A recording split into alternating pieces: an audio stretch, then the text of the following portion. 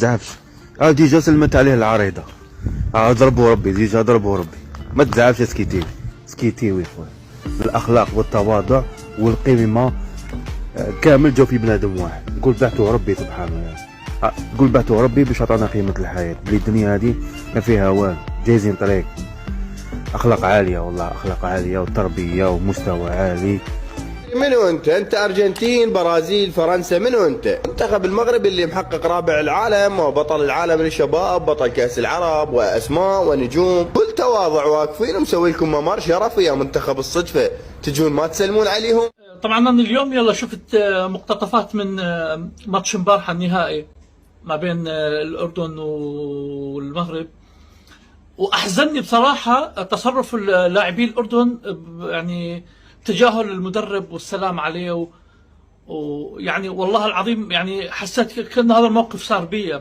هذا يعني من احقر بالنسبه لي المواقف اللي يمر بيها مدرب. اي واحد بينا يكون ماد ايده والثاني ما يسلم عليه وعلى الملأ وقدام العالم والناس، ويمكن ملايين حتى قاعده تشاهد المباراه.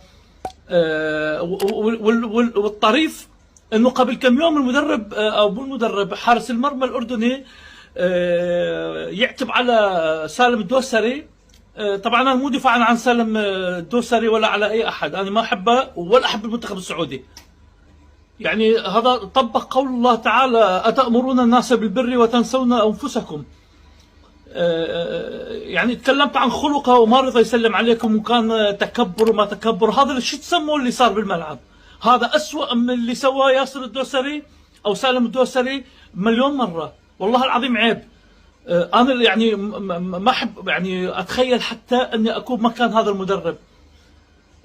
يعني أنا والله العظيم استغربت من المدرب مسكين يضحك ومبتسم وحاول يسحب اللاعب حتى يواسيه.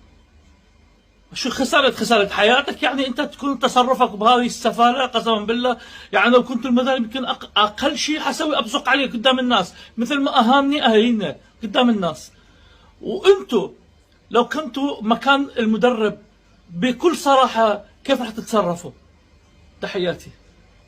شايفين هذا المدرب طارق سيكتوي، مدرب المنتخب المغربي اللي شارك ببطولة كأس العرب. تعرفون هذا المدرب احنا المنتخب العراقي قابلناه واجهناه بأولمبياد باريس 2024 اللي خسرنا من المغرب 3-0.